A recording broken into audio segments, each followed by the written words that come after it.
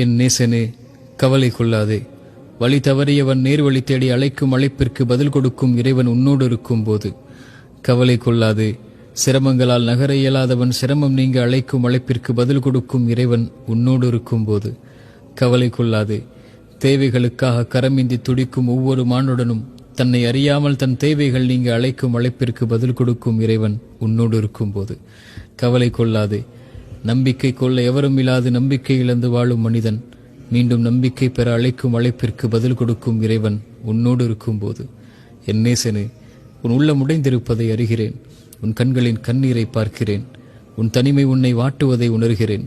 வழி பிறக்காதா என்று தவிக்கும் தவிப்பை அறிகின்றேன். கவலை கொள்ளாதே, இறைவன் நம்மோடு இருக்கிறான். இது மந்திர சொல்.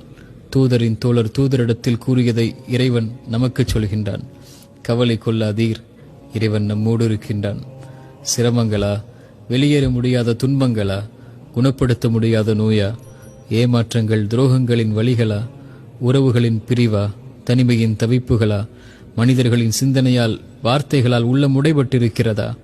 ஒரு முறை மீண்டும் இறந்த உள்ளத்தில் உயிர் பிறக்க உன் நெற்றியை அந்த இறைவனுக்கு முன்னால் பணிய வைத்து இந்த வார்த்தையை உங்கள் உயிருக்கு, உங்கள் உள்ளத்திற்கு கூறிப்பார்.